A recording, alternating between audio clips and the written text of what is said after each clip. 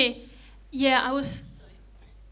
This is about the carbon tax, whether the idea of a global or a national one. When I was actually presenting earlier at the workshop 3, I was showing one slide from a study which really showed warnings that if we only put a crude CO2 tax onto fossil fuels and ignore everything else, then there's a real danger of inadvertently promoting, especially large-scale bioenergy, and that could result in even greater what's called biogenic emissions, emissions from land use change, from soil carbon loss, etc., and have devastating results for biodiversity. So if you're simply looking at a fossil fuel-based CO2 tax as a tool, what are the views of presenters of how one can avoid really potentially quite major unwanted negative effects?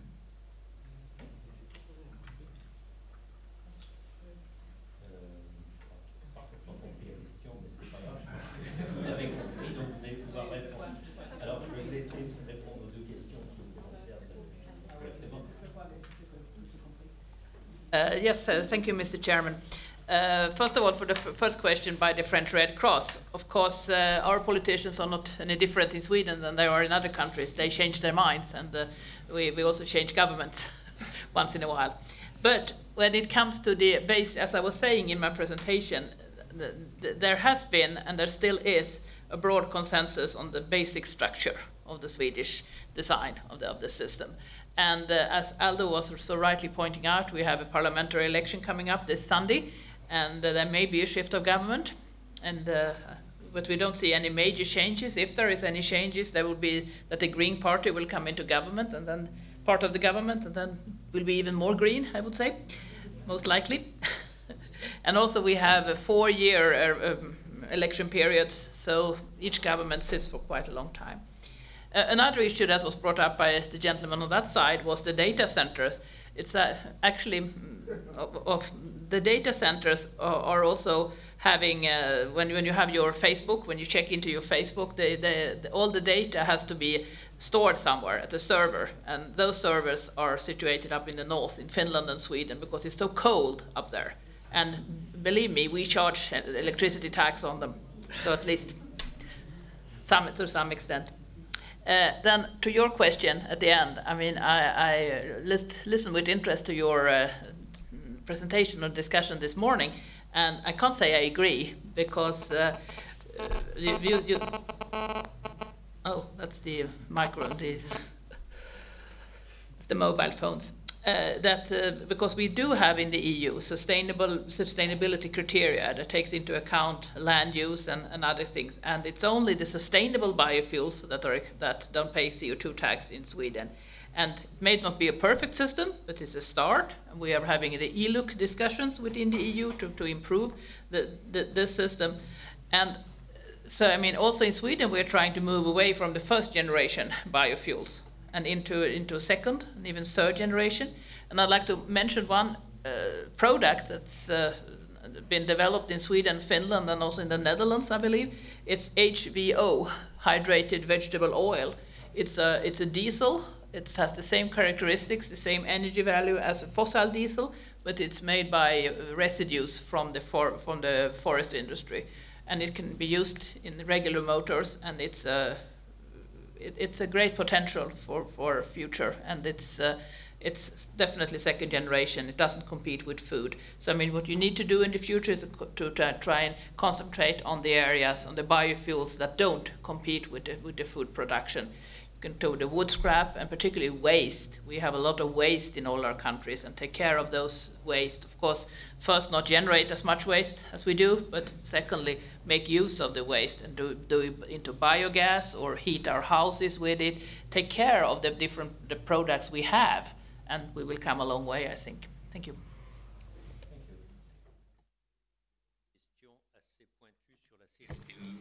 So, difficult question on CSTE for Mr. Saint-Denis. So there are a few questions within your question. Now, my introductory words were provocative to really stoke a bit of a debate, which is good for a symposium. But fundamentally speaking, I don't remember ever receiving an invitation to a symposium on how to incorporate environmental concerns into social policies, even as the reversed question is often raised in symposiums, which is a good thing, but it does show that environmental concerns are very so many policies are impervious to environmental concerns. Now, the issue of energy poverty, you're right. This is an issue that's resurfacing from an environmental perspective, but it's not an environmental issue. It's a social issue. From a strictly environmental perspective, just imagine, let's imagine that only the environment counts. We would have to get rid of all social benefits, all regulated tariffs. We'd have to get rid of all checks which can have a detrimental environmental effect. So there's less of an impact when it's for electricity, which doesn't produce as much CO2 in France, than for gas. Now, if you look at the economic perspective, if you talk with an economist about social tariffs and controlled tariffs, then to him it's completely anti-economical. So you can see this issue brings together all kinds of different considerations, and that's always the case in policy making. But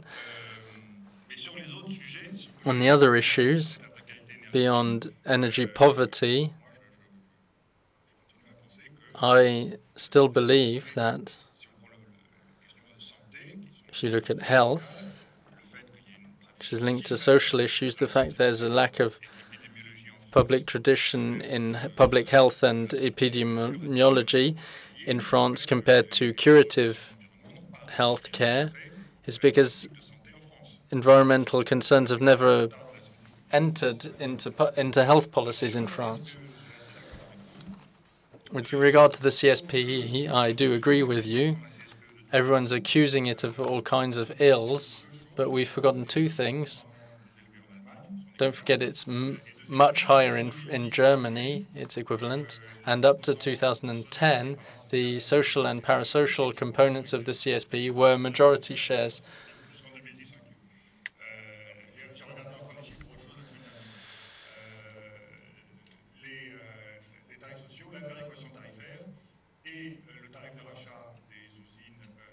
And, for example, the repurchasing tariffs for fossil fuel energy generation centers. And it's only from 2011 that ENRs became a majority share. Now, the issue of whether France's choices in its climate policy to favor renewable energies compared to saving energy, I don't know if it's a poor choice in itself. I do think it's important to support renewable energies. France does have a low-carbon economy. Its emissions of greenhouse gases don't come from electricity production. They are in sectors in which CO2 is emitted, and, for example, in the agricultural policy, and the agricultural sector, for example, is the third emitter in France, which is completely different from other parts of Europe. Whilst I do have the floor, I just wanted to say a few words on, since our Swedish colleague is with us, it was a very interesting example that was given in the comparison between France and Sweden, and to respond to what Ms. Bannett said is, so there's a tax on nitrous oxide in France, which was set at 45 euros per ton. So nitrous oxide, which is a less well-known pollutant than CO2, but it's very dangerous. It's also microscopic particles are a dangerous thing, but we don't consider them as much. So In the last reform, that that rate of tax was increased 2 to 3-fold. It's now roughly 140 euros per ton. So one could think that's an excellent measure. It's a very successful reform. The only problem, and I would ask Madam Atkinson to check what I'm saying, is that the taxation rate in Sweden is 5,500 euros per ton, whereas we've only moved from 45 to 440 euros. And the value of a ton of nitrous oxide in France is a little over 5,000 euros. So if you want green taxation to target externalities,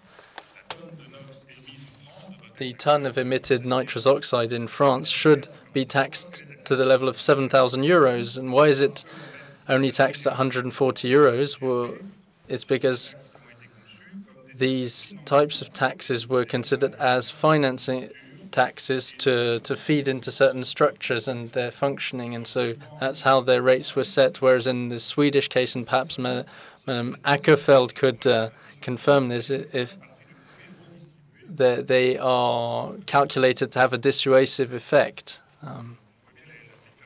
You can see a difference in how the policies are conceived of. I just wanted to say a few words on the attempt to have a global carbon tax, which is very difficult, and we can already see how difficult it is at European level. Just to give you two pictures, you probably know this gentleman. Look him in the eye. He's the man who won the elections in Australia, so the Prime Minister of a very important economy. And much of his campaign was based on getting rid of the carbon tax, which the government on the other side wanted to introduce. It wasn't even a carbon tax, it was an ETS, it was a market. But he called it the carbon tax, and that had a huge positive effect and led to him winning the election. This gentleman here, some of you may recognize. He is the Prime Minister of Morocco, Abdel Ben-Gurion. For social reasons, subsidies often have a strong basis in social concerns. In Europe, we subsidize a great deal the use of fossil fuels. And as you can see here, those subsidies have increased greatly between 2006 and 2011, from 0.5 to 5.5 of the GDP. So we often think we've got to help a country develop, so we've got to increase its use of petrol, of oil, of diesel, and so on. So before we manage to have a global carbon tax, we need a lot more work, for example, on the price of carbon, to change policies in our individual countries, and it'll be a much more long-term process. Secondly, we can't consider a common tax for the US, France, Morocco, South Africa, the same tax, because a much lower tax in Morocco or South Africa would have the same impact as it would have in wealthier countries. So you need fairness over time and fairness between countries and social groups. Our time's nearly up, but perhaps since we started at 5 past, we could. Peut-être, oui, alors, Oui, Suzanne alors, non? Just to answer the question about our nitrogen fee. It's a fee in Sweden, not a tax, but it's about €5 per kilo, which will be like 5,500 euro per ton. That's right. But accidentally, we're thinking it's too low, so we're thinking of raising it.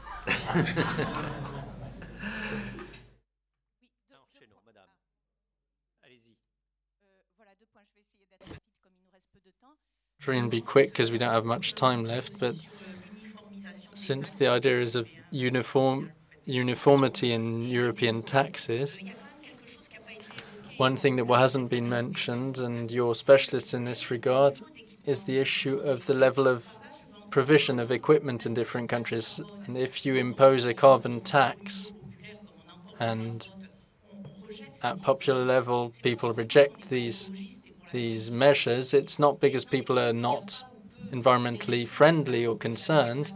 It's the fact that in regions or countries where there are small little alternatives, obviously Sweden is a success because it's much better equipped than us in terms of mobility, in terms of vehicles, in terms of level of equipment, in housing and so on. People can't be forced to, well, you can't sacrifice the living if the measures are going to strangle them. And also you mentioned social charges, and since I work for a collective that fights against inclusion, I would say that someone paying a 1,800 euros energy bill in a very poorly insulated house, then their benefits only amount to 75 euros. So this idea that people's energy bills are fully paid, that's not necessarily a very truthful picture of the true situation. Jean-Yves Devray, I also work for a advisory committee on energy transition within the Catholic Church. I just wanted to give you a comment on the presentations. Perhaps you can tell me what you think of it. In the presentations, apart from the final words we just heard, we didn't hear about the criteria for these types of policy. For me, the important criteria are to eliminate CO2 and also save on imported energy. So even if a carbon tax is not politically easy to implement, I think in all these tax policies, the idea of a cost of avoided CO2 should be the major reference point. It needs saying because this has a huge impact afterwards. So I did appreciate in Madame Ackerfeld's words the mention that the measures need to be cost effective, so at the lowest possible cost. And in our current situation, we need to seek efficiency in terms of CO2 as well. So there are some win-win measures I'd also mention, because anything that saves energy, obviously you have an investment, but there's a return on investment behind that. So taxation should allow the return on investment time to be suitable for companies and individuals, which won't cost so much, and it'll bring benefits because it'll create employment as well. So you need to consider the overall economic benefits.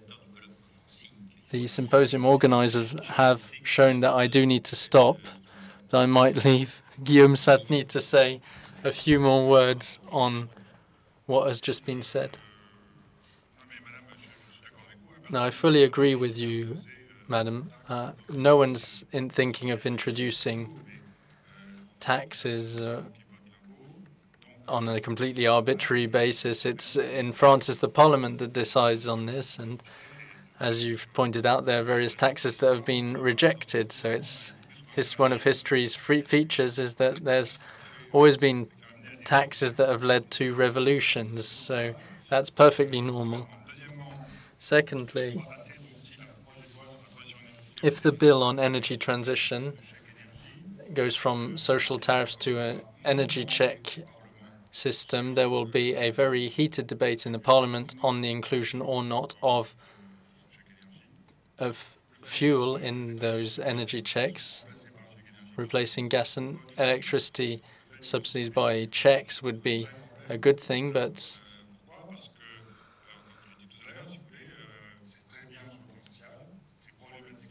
so it's very good. Socially speaking, it's tricky from an environmental perspective. It's good for fairness within generations, but not good for fairness between generations, because there'll always be repercussions of these measures later on. And the impact will be higher on those more vulnerable categories. So there will be a debate even within the current parliamentary majority. And I think you're right to mention energy placements.